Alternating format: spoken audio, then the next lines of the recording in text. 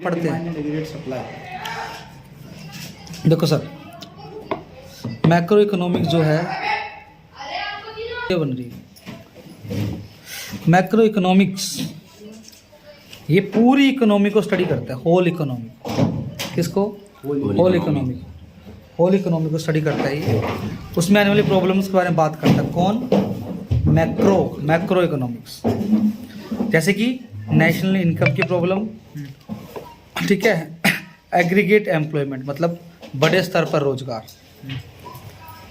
Aggregate saving बड़े स्तर पर इकट्ठी saving, general price level aggregate, aggregate output, ये सब आती हैं होल इकोनॉमी की प्रॉब्लम्स। इसको स्टडी करता है मैक्रो इकोनॉमिक्स। ठीक है। मैक्रो इकोनॉमिक को इनकम एंड एम्प्लॉयमेंट थ्योरी भी बोलते हैं, क्योंकि इसमें एम्प्लॉयमेंट की बातें होती है, एग्रीगेट एम्प्लॉयमेंट की बातें होती है, देश की इनकम की बात होती है, नेशनल इनकम, इसलिए बोलते हैं इसको income and employment theory. Okay. तो एक थ्योरी दी है इसकी जे.बी. से ने, एक दी है बी केनीशियन थ्योरी। दोनों बारे पढ़ेंगे हम। B Keynesian theory the income and employment की। किसने दी है? लॉर्ड केन्स ने, इसलिए केनीशियन थ्योरी बोलते हैं इसको।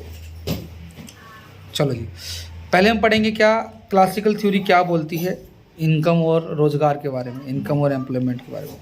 फिर हम पढ़ेंगे कि एजम्पशन क्या है क्लासिकल थ्योरी के, इसके कहाँ कहाँ क्रिटिसिज्म होते हैं कि भैया ये यहाँ पे क्रिटिसाइज इसकी की जाता है, आलोचना की जाती है। फिर पढ़ेंगे हम केनीशियन थ्योरी। फिर पढ़ेंगे हम एग्रीगेट डिमांड, इकट्ठी डिमांड क्या होती है। हम पढ़ेंगे एग्रीगेट सप्लाई, इकट्ठी सप्लाई क्या होती है। फिर पढ़ेंगे हम इक्विलिब्रियम लेवल क्या होता है, जिस पर डिमांड और सप्लाई हमारी इक्वल हो जाती है, वो इक्विलिब्रियम लेवल क्या होता है उसके बारे में पढ़ेंगे। फिर हम दोनों थ्योरीज के बीच में डिफरेंस पढ़ेंगे, क्लासिकल एंड केनीज थ्योरी के बीच में। ठीक है, आज हम यहाँ तक करेंगे, समझे? चलो जी, चक दे पट्टे नाप दे किल्ली, जय माता दी। क्लासिकल थ्योरी पढ़ते हम। ये ट्रेडिशनल अप्रोच है, पुरानी अप्रोच है, पहली बात। ओके। इंडिविजुअल यूनिट्स की एनालिसिस की थी इन्होंने, एक एक यूनिट की एनालिसिस की थी इन्होंने कैलकुलेशन निकाले। क्या निकाले? उन इंडिविजुअल यूनिट्स को स्टडी करने के बाद। ओके। इनकम पता लगानी हो, रोजगार पता लगाना हो, उन्होंने सेम आउटलुक को फॉलो किया, सेम नज़रिए को फॉलो किया उसने। कोई सेपरेट थ्योरी लेकर नहीं आए, कोई भी सेपरेट थ्योरी लेकर नहीं आए, सेम प्रिंसिपल कंसीडर किए इसने पूरे देश के लिए। क्या बोला इन्होंने क्लासिकल थ्योरी ने? सप्लाई बनाती है अपनी डिमांड को, supply creates it's on demand. क्या बोल रहे हैं? सप्लाई से ही प्रोडक्शन होता है, सप्लाई से ही खर्चा होता है, सप्लाई से ही इनकम बनती है, सप्लाई से ही डिमांड बनती है। Supply results in production, expenditure, income, demand. Supply leads to production, expenditure, income and demand. Okay. तो एग्रीगेट सप्लाई इक्वल हो जाती है किसके? एग्रीगेट डिमांड की। कब? पूछो कब? जब जितना भी सामान आपने बनाया है वो सारा का सारा मार्केट में बिक जाए। जितनी आपने सप्लाई की, जितनी डिमांड थी उतनी सप्लाई की, लो भाई काम बिक गया सारा, आपका इनकम कन्वर्ट हो जाए खर्चे में। पूछो क्यों? जितना गुड्स आपने प्रोड्यूस किया सारा का सारा काम हो गया, मार्केट में सोल्व हो गया, तो आपका इनकम कन्वर्ट हो गया एक्सपेंडिचर में। ऐसा क्यों? मेरे हिसाब से आप जो इनकम लाओगे दोबारा से क्या करोगे? उसका प्रोडक्शन करोगे, फिर दोबारा से उसको बेच दोगे, दोबारा से, क्योंकि डिमांड है ना, क्या है मार्केट में? डिमांड। तो तुम इनकम भी कमाओगे, उसको दोबारा से क्या क्या कर दोगे? उसको एक्सपेंडिचर में खर्च। ये बात है उनका कहना, यानी सप्लाई से सब कुछ होता है। तुम अगर सप्लाई को ध्यान में रखोगे तो आपका इनकम बार बार किस पे लगता रहेगा? एक्सपेंडिचर में लगता रहेगा। किस पे ध्यान दोगे? अगर सप्लाई। तो एक तरह की सप्लाई थ्योरी है सप्लाई के बारे में। सप्लाई को मेन बताया इसने, सप्लाई ही डिमांड बनाती है, सप्लाई ही डिमांड बनाती है, सप्लाई से ही प्रोडक्शन होता है, खर्चे होते हैं, इनकम और डिमांड होता है। किसकी वजह से? तो कुछ कैरेक्टरिस्टिक, कुछ विशेषताएं पढ़ लेते हैं हम इस क्लासिकल थ्योरी की। पहली विशेषता क्या है? ऑटोमेटिक बैलेंस बन जाता है डिमांड और सप्लाई के बीच में। दूसरी विशेषता क्या है इसकी? कि बोलते हैं अनएम्प्लॉयमेंट, बेरोजगारी जो है वो बेसलेस है। क्या है बेरोजगारी? क्या है? पढ़ेंगे इसके बारे में। नॉन इंटरफेरेंस सोसाइटी, सोसाइटी का इंटरफेरेंस नहीं रहता, इसके बारे में पढ़ेंगे। अब मेन है सप्लाई डिमांड को बनाती है। क्या बनाती है? सप्लाई। और एक और बात क्या बोल रहे हैं? रोजगार का खर्चा। क्या बोल रहा है? तो 5 विशेषताएं बताई इन्होंने अपनी थ्योरी की। इस थ्योरी को डिटेल में पढ़ते हैं क्या कुछ बोल रहा है। पहले थ्योरी क्या है कि डिमांड और सप्लाई में ऑटोमेटिक क्या बन जाता है? बैलेंस बन जाता है। देखते हैं, जब आप सामान को बनाते हो और सप्लाई करते हो, वो ऑटोमेटिकली डिमांड क्रिएट कर देता है। वो ऑटोमेटिकली, पूछो किसकी? अदर चीज़ों की। पूछो किसकी? आपने बनाई चाय पत्ती, बनाई, तुरंत सप्लाई कर दी, तुरंत डिमांड बढ़ जाएगी चीज़ की, दूध की। किसी बढ़ जाएगी डिमांड? दूध की और चीनी की। क्या सुनो? तो वो थ्योरी है। क्या बोल रहे हैं? सामान बनाया, बेच दिया, उसके बिकते ही दूसरी चीज़ों की डिमांड बढ़ जाएगी। सप्लाई ने डिमांड क्रिएट कर दी, सप्लाई ने कर दिया। ओके। और क्या बोलते हैं? ऑटोमेटिक फुल एम्प्लॉयमेंट, फुल रोजगार हो जाता है जब फ्री प्ले होता है मार्केट का। ऑटोमेटिक क्या जाता है? क्योंकि चीनी की डिमांड बढ़ गई है, दूध की बढ़ गई है, तो उसमें भी तो काम करने के लिए लोग चाहिए। तो ऑटोमेटिक एम्प्लॉयमेंट हो गया। बस आपने बाजार में लगा क्या गिरा? चाय पत्ती। क्या सुन में नहीं आया? तो ऑटोमेटिक बैलेंस बन जाएगा किसके बीच में? डिमांड और सप्लाई। डिमांड बढ़ा देगी सप्लाई को ऑटोमेटिकली, डिमांड बढ़ा देगी प्रोडक्शन को जैसे सप्लाई बढ़ेगा। डिमांड आई, सप्लाई करोगे। ऐसा सुनो, डिमांड आई, आप सप्लाई करोगे, उसके द्वारा क्या बन गई? डिमांड। दूसरी चीज़ों की पहले डिमांड आई, तुमने क्या कर दिया? सब तुम डिमांड आई चाय पत्ती की, तुमने क्या सप्लाई कर दिया? चाय पत्ती। मार्केट में चाय पत्ती आई तो तुरंत किसकी डिमांड आ गई? चीनी की। तो सप्लाई से डिमांड आ रही है और डिमांड से सप्लाई। यस सुनो, तो अपने आप बैलेंस हो जाएगा सारा डिमांड और सप्लाई का हिसाब। तो इसमें मेन बात क्या थी? There is automatic balance between demand and supply. ठीक है, डिमांड सप्लाई को बढ़ाती है और डिमांड किसको बढ़ाती है? सप्लाई को बढ़ाती है। यस सुन, एक बार सप्लाई आपने किसी से कर दी, ऑटोमेटिकली डिमांड हो जाएगी दूसरी चीज़ों की। ये लाइन भी इंपॉर्टेंट, यहाँ से लेके यहाँ तक। अगला इसकी हम विशेषता देखते हैं। क्लासिकल थ्योरी चल रही है, पुरानी थ्योरी। क्या है कि बेरोजगारी का जो आइडिया है वो यूजलेस है, बेसलेस है। क्या सुनो, डरे नहीं थे वो लोग बेरोजगारी से। क्या सुनो, क्या बोलते थे? एक्सेस प्रोडक्शन इम्पॉसिबल है, ज़्यादा से ज़्यादा प्रोडक्शन करना क्या है? इम्पॉसिबल है। तो नॉर्मल अनएम्प्लॉयमेंट का कोई सीन नहीं है। क्या बोल रहे हैं? According to them excess production is impossible. ज़्यादा प्रोडक्शन आप कर नहीं सकते, जितनी डिमांड होती है उसी के हिसाब से आप क्या करते हो? प्रोडक्शन करते हो। ठीक है, और नॉर्मल बेरोजगारी का फिर कोई क्वेश्चन ही नहीं है। इसका नॉर्मल बेरोजगारी का क्या क्वेश्चन है फिर? अगर सिचुएशन अनएम्प्लॉयमेंट की आ भी गई, बेरोजगारी की सिचुएशन आ भी गई, वो थोड़े टाइम के लिए रहेगी। क्या रहेगी वो? थोड़े टाइम के लिए। थोड़े टाइम के बाद क्या होगा?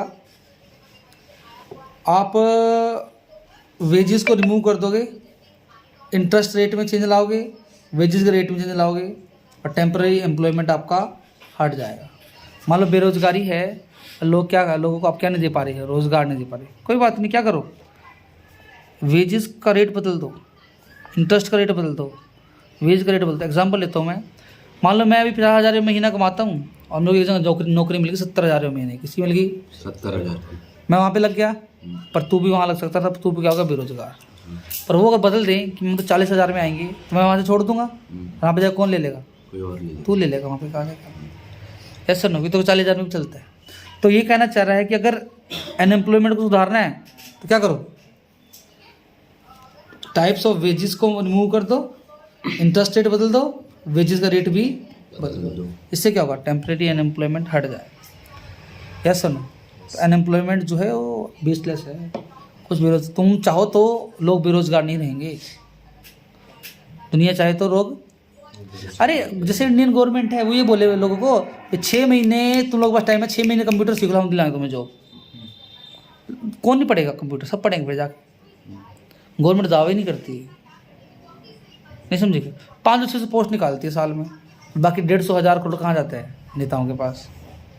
ऐसे ना। आगे चलते और क्या मानना था इनको क्लासिकल थ्योरी वालों का कि नॉन इंटरफेरेंस सोसाइटी होती है।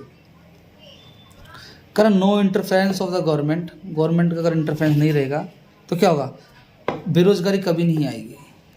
बेरोजगारी मार्केट पे छोड़ दो, मार्केट ही डिमांड बनाएगी, मार्केट ही सप्लाई करवाएगी। तुम खुद देखो ना, प्राइवेट नौकरी ज़्यादा है, गवर्नमेंट नौकरी ज़्यादा है। क्यों? क्योंकि वहाँ पे गवर्नमेंट का इंटरफेरेंस नहीं। प्राइवेट वाले आते हैं, देखते हुए हमें ना 4 टीचरों की जरूरत है, फट से जॉब मिल जाती है ना। इकोनॉमिक सिस्टम ऑटोमेटिकली रन करता है सर, डिमांड सप्लाई अपने आप ही जनरेट हो जाती है। ऐसा ना, लोग क्या मिल जाएगा, नौकरी मिल जाएगी। क्या मिल जाएगी? जैसे एग्जांपल लेता हूँ तुम लोग को, अपने इस पूरे इलाके में कोई मोमोज की दुकान नहीं है, क्या नहीं है, यहाँ मोमोज की दुकान लग जाए सामने तो नहीं चलेगी। यहाँ पे अपने यहाँ पे सामने मोमोज है, तो कोई डिमांड और सप्लाई क्रिएट नहीं कर रहा। ऐसा ना, मेरे क्लास से सारे बच्चे खाएंगे, डेली के 200 रुपये तो कहीं नहीं जाएगा। पॉइंट है नहीं है, सब लेके आएंगे मोमोज खाने के लिए। ऐसा ना, तो इकोनॉमी अपने आप ही अपने आप को एडजस्ट कर लेती है, ऑटोमेटिकली चलती है, अगर आप डिस्टर्ब ना करो उसको, गवर्नमेंट इंटरफेरेंस ना करो। अगला क्वेश्चन है, इसी में अगला पॉइंट है। क्या पॉइंट अगला? सप्लाई डिमांड बनाती है। कौन? सप्लाई से प्रोडक्शन होता है, एक्सपेंडिचर होता है, इनकम और डिमांड होती है। ठीक है, तो एग्रीगेट सप्लाई आपकी इक्वल हो जाती है किसके? Aggregate demand. सभी सप्लाइयों को जोड़ो, उसी से क्या बनेगी? नई डिमांड बनेगी, और नई डिमांड इक्वल होगी। मान लो आपने जूते सप्लाई नहीं किए मार्केट में, क्या सप्लाई नहीं किए मार्केट में, आपने जूते सप्लाई नहीं किए, तो जुराबों की डिमांड होगी। लेकिन आपने जूते अगर अच्छे सप्लाई करते मार्केट में, तो किसकी डिमांड होगी? एग्जाम्पल, मैं कभी जुराब नहीं खरीदा, तो मैं अभी जूते लेकर आया 4295 रुपये के, तब मैं क्या खरीदूंगा? ऐसा नहीं, तो मेरी इसकी सप्लाई से क्या हुआ? डिमांड बनी, उसकी सप्लाई हुई, जूतों की सप्लाई हुई तो जुराबों की डिमांड बढ़ी, तो सप्लाई से डिमांड बनती है। अगला है emergence of cost of employment, मतलब प्रोडक्शन जैसे आप बढ़ाओगे तो क्या होगा? प्रोडक्शन जैसे आप बढ़ाओगे तो लेबर को आपको ज़्यादा वेजेस देनी पड़ेगी। किसको? ऐसा ना, तो रोज़गार बढ़ जाएगा, लेवल ऑफ इनकम उनका बढ़ जाएगा, है ना, लेकिन हमारा एम्प्लॉयमेंट का खर्चा बढ़ जाएगा। हमारा किसकी वजह से? प्रोडक्शन की वजह से। सप्लाई की वजह से क्या बढ़ता है? प्रोडक्शन। प्रोडक्शन की वजह से क्या बढ़ता है? डिमांड बढ़ती है लेबरर्स की, भैया हम ज़्यादा प्रोड्यूस कर रहे हैं, हमें ज़्यादा पैसा दो। अगर उसको पैसा वेजेस ज़्यादा देंगे तो उससे क्या होगा? कॉस्ट एम्प्लॉयमेंट, मतलब रोज़गारी खर्चा भी तुम्हारे सामने आएगा, इमरजेंस हो जाएगा। तो ये कुछ 5 टॉपिक थे। यस सुनो, आगे चलते हैं। तो क्लासिकल थ्योरी जब आती है तो क्या क्या अज्यूम होता है भाई? हाँ, ये ऐसे क्या है? पहली बात, aggregate demand is equal to aggregate supply, ये सोचकर ये लोग अपनी किताब लिखते हैं क्लासिकल थ्योरी वाले। दूसरी, जितना भी आप कमाओगे वो सारा इन्वेस्ट करोगे, आपका इनकम ही आपका क्या अगला खर्चा है। तीसरी बात क्या देखते हो? फ्री कंपटीशन है सर, गवर्नमेंट का कोई भी रोल नहीं। प्रोडक्ट सामान और उनके फैक्टर्स के बीच में क्या है? Free competition. सामान के बीच में और उसके फैक्टर जो उसको इफेक्ट करते हैं, जो उसको सीधा कंपटीशन है। हमेशा पॉसिबिलिटी रहेगी extension of market. Market conserve नहीं है, एक जगह सिकड़ी नहीं है। मार्केट कहीं भी हो सकती है, कभी भी हो सकती है, कितनी भी बड़ी हो सकती है, उसका एक्सटेंशन हमेशा बढ़ता रहेगा। किसका? इंटरफेरेंस ऑफ गवर्नमेंट नहीं होगा, प्रोटेक्शन भी नहीं देंगे वो। क्या देंगे वो? क्यों देंगे प्रोटेक्शन जब इंटरफेरेंस ही नहीं है? नो एक्यूमुलेशन ऑफ वेल्थ, कोई अंबानी नहीं है जो सारा पैसा अपने पास जोड़ कर रख रहा है। ये मानना है इनका। इस बार इसके ऊपर ये थ्योरी दे रही है। कौन? क्लासिकल थ्योरी वाले। कि थ्योरी मतलब कब नहीं लगती थ्योरी? जब कोई एक ही पैसा इकट्ठा करने लग जाए। एक्यूमुलेशन ऑफ वेल्थ को इकट्ठा करने लग जाए। सभी के सभी सामान बाजार में बिक गए, तब जाके क्लासिकल थ्योरी लगती, नहीं तो नहीं लगती। नहीं तो कौन सी थ्योरी है? कि सप्लाई डिमांड को बनाती है। क्या? सप्लाई की वजह से प्रोडक्शन, एक्सपेंडिचर, इनकम और डिमांड, ये है इसका मेन पॉइंट। ये बातें कब लगेंगी? इन पॉइंट पर लगेंगी। ये नहीं हुई तो नहीं लगेगी। समझ में नहीं आया? अब लेते हैं क्रिटिसिज्म, कहाँ कहाँ इसकी आलोचना होती है कि भैया तेरी थ्योरी ठीक नहीं है। चल देखते हैं। परफेक्ट कंपटीशन बोला इसने, क्या बोला? पर ऐसा कुछ नहीं, तो परफेक्ट कंपटीशन ये रॉन्ग अजम्पशन है। क्या ये? क्यों? प्रैक्टिकल वर्ल्ड में इम्परफेक्ट कंपटीशन होता है। क्या होता है? Imperfect competition. ऐसा ना, किसी में जिगरा, जैसे एग्जांपल तेरे पास 2 लाख, इसके पास भी 2 लाख, बस तेरे पास जिगरा, इसके पास जिगरा, तो कहाँ से कंपटीशन है? ऐसा ना, इम्परफेक्ट कंपटीशन है, तो परफेक्ट कंपटीशन नहीं है। अगला इसमें अगला पॉइंट क्या है? इनकम हम सारी की सारी खर्चे में नहीं लगाते। इनकम हम सारी, ठीक है इसमें पॉइंट, इनकम सारी खर्चे में, वो ऐसा कुछ नहीं सर, आप गलत हो। लोग स्पेंड और इन्वेस्ट कर देते हैं अपनी इनकम, गलत बात है, ऐसा नहीं, कुछ नहीं है, रॉन्ग है ये। हम सेविंग भी तो करते हैं, ऐसा ना, जैसे आप सेविंग करते हो डिमांड घट जाती है, आप तो पैसे जोड़, अगर ये महीने खरीदेंगे यार, अब की बार पैसे नहीं है, तो उससे क्या होगा? डिमांड घट जाएगी। डिमांड, जिन लोगों ने पहले ही प्रोडक्शन करके रखा है वो ओवर प्रोडक्शन हो जाएगा, कोई खरीद ही नहीं रहा। और जब कोई खरीद ही नहीं रहा सामान को, तो लेबर हटाओगे आप, लेबर हटाओगे तो अनएम्प्लॉयमेंट बढ़ जाएगा। क्या बढ़ जाएगा? बेरोजगारी बढ़ जाएगी। Yes sir. इनकम का सारा पैसा हम खर्चे में नहीं लगाते, खर्चे में नहीं लगाते तो हम सेव कर लेते हैं, सेव कर लेते हैं तो इस बार जूते नहीं लेते, डिमांड ही नहीं होती, जूते बनाने वाले जो काम है वो हटेंगे, उनकी बेरोजगारी हो जाएगी, कोई दिक्कत। 2 क्रिटिसिज्म हो गए इसके। तीसरा क्रिटिसिज्म क्या है? अगर वेजेस कम कर दी आपने, दिहाड़ी कम कर दी, उससे आपका रोज़गार नहीं बढ़ेगा। ये तो पीछे क्या था कि दिहाड़ी कम कर दो और बंदे आगे काम करने लग जाएंगे, पर ऐसा ज़रूरी थोड़ी है। क्या पता मानस भी बोले मेरे को नहीं 40,000 में काम करना, यस और नो?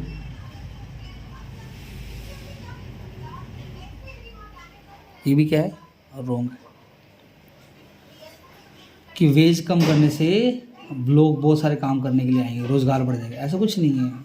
यस और नो? वो आप मैटर करता है आप लुभा कैसे रहे हो, अब लुभा किसको रहे हो? अनस्किल्ड को थोड़ी रख लोगे अपने पास आप। तो सैलरी घटाने से रोज़गार बढ़ता, लेबर की सप्लाई, अगर देखो अगला क्रिटिसिज्म क्या है? लेबर की सप्लाई रियल वेज पे डिपेंड नहीं करती। वही बात है पिछले वाली, किसकी? कि तुम्हारी रियल वेज कैसी होगी, तुम्हारी दिहाड़ी कैसी होगी, उस पर लेबर डिपेंड नहीं करती। Supply of labour does not depend on real wages. जो क्यों? क्योंकि जो रोज़गार है ना, वो तो डिमांड पे डिपेंड करेगा, इफेक्टिव डिमांड पे, ना कि दिहाड़ी पे। किस पे? डिमांड पे। इफेक्टिव डिमांड कैसी है उस पर डिपेंड करेगा आपका रोज़गार, ना कि दिहाड़ी पे। Yes sir? रियल वेजेस पे डिपेंड नहीं करेगा, डिमांड पे डिपेंड करेगा। आपकी डिमांड किस चीज़ की है, आप चाहते क्या हो?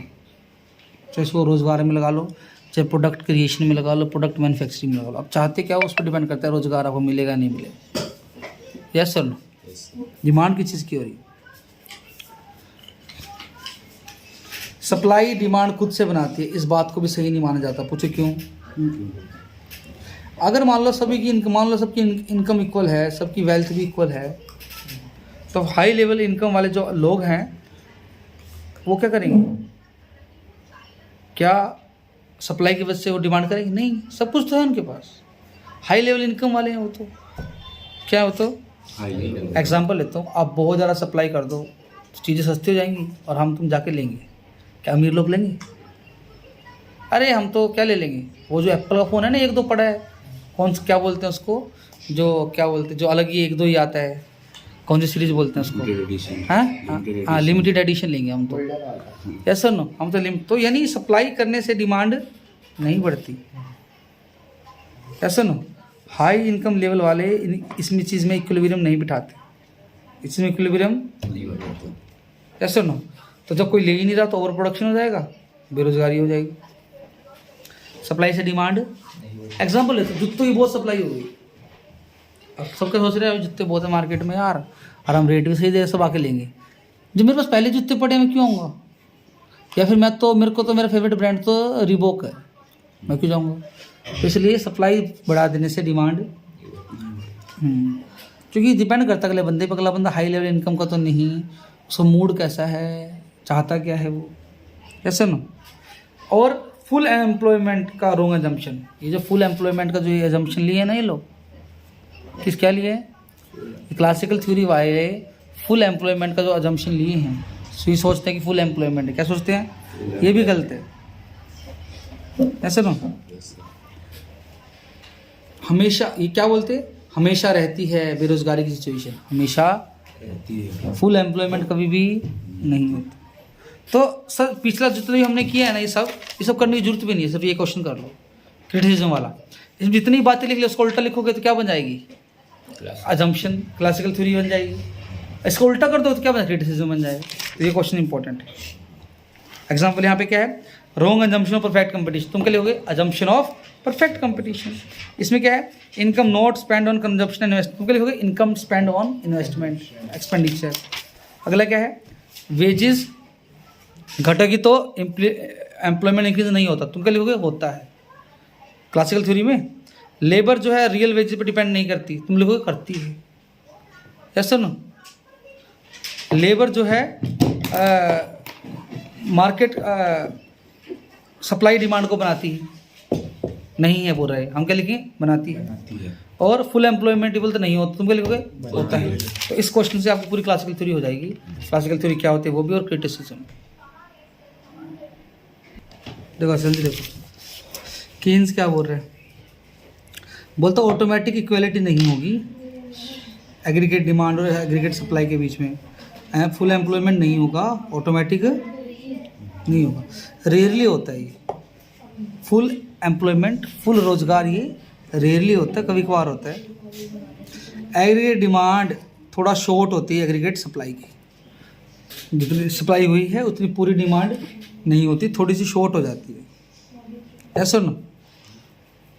There is state of involuntary unemployment, मतलब कुछ ऐसा बेरोजगारी होती है जो इनवॉल्यूंटरी होती है, मतलब बेचाही अनचाही, लोग चाहते भी नहीं कि हम बेरोजगार रहें, फिर भी क्या हो जाती है, बेरोजगारी हो जाती है, इनवॉल्यूंटरी अनएम्प्लॉयमेंट रहती है, क्या रहती है, ओके। जहाँ पर एबल पर्सन्स वर्क करते हैं करंट रेट ऑफ रेम्यूनरेशन, जो अभी रेट चल रहा है दिहाड़ी मजदूरी का, उसी रेट पर काम करते हैं, कौन, एबल पर्सन भी, कौन, एबल पर्सन, ऐसा ना। उनको भी बेरोजगारी मतलब फील करनी पड़ सकती है। क्यों होती है बेरोजगारी, lack of demand, effective demand, उतनी डिमांड नहीं, तेरे में जितनी स्किल है उसकी डिमांड अभी नहीं, लैक ऑफ एक्सपेंडिचर, हमारे पास खर्चा ही नहीं आपको रखने का, ठीक है ना, इन्वेस्टमेंट ही नहीं करी इतनी अगलों ने, इसलिए होती है बेरोजगारी, ऐसा नो। तो केन्स ने थ्योरी ऑफ इनकम दी है, उसने थ्योरी ऑफ इनकम और थ्योरी ऑफ अनएम्प्लॉयमेंट दी है। क्या बोला इसने, इनकम लेवल और एम्प्लॉयमेंट लेवल अगर आपको पता लगाना है, पैसा कितना, इनकम कितना, रोजगार कितना, अगर ये आपको पता लगाना है तो कैसे पता चलेगा, इफेक्टिव डिमांड से। कैसे पता चलेगा, इफेक्टिव डिमांड, अगर इफेक्टिव डिमांड कम हो गई तो बेरोजगारी होगी, क्या होगी, बेरोजगारी। अब इफेक्टिव डिमांड कैसे पता चलेगी, एग्रीगेट डिमांड से और एग्रीगेट सप्लाई, यानी एग्रीगेट डिमांड और एग्रीगेट सप्लाई से इफेक्टिव डिमांड पता चलेगी। उस इफेक्टिव डिमांड से आप क्या पता लगा सकते हो, बेरोजगारी होगी या नहीं होगी, इनकम बनेगी या नहीं बनेगी, ज़्यादा इनकम होगी या कम इनकम होगी। जब इक्विलिब्रियम रहेगा दोनों के बीच में, एग्रीगेट सप्लाई और एग्रीगेट डिमांड के बीच में, तब होगा पॉइंट ऑफ इक्विलिब्रियम, तब क्या होगा, पॉइंट ऑफ इक्विलिब्रियम होगा, ऐसा ना। यही पॉइंट क्या है, ए छोकरियों, यही पॉइंट क्या है, पॉइंट ऑफ इफेक्टिव डिमांड, ये पॉइंट क्या है, इफेक्टिव डिमांड, क्या है ये, पॉइंट ऑफ। तो इस पॉइंट ऑफ इफेक्टिव डिमांड पर क्या पता चलेगा, कितनी क्वांटिटी डिमांड की गई है और कितनी रोजगार उसका लगेगा, कितना रोजगार उसके ऊपर लगेगा उस डिमांड के हिसाब से। तो यानी सारा क्या करना चाहिए, Keynes aggregate demand aggregate supply जिस पॉइंट पे इक्वल है, उस पॉइंट से वो क्या पता चलेगा कि कितना रोजगार चाहिए, कितनी डिमांड है, कितनी क्वांटिटी डिमांड हुई है। तो आपको मीनिंग पता होना चाहिए किसका, एग्रीगेट डिमांड का और एग्रीगेट सप्लाई का। अगर आपको एग्रीगेट डिमांड और एग्रीगेट सप्लाई का मीनिंग पता है तो आप कीन्स की थ्योरी को समझ सकते हो। आप एग्रीगेट डिमांड को थोड़ा ऊपर ऊपर से पढ़ लेते, क्या होता है, टोटल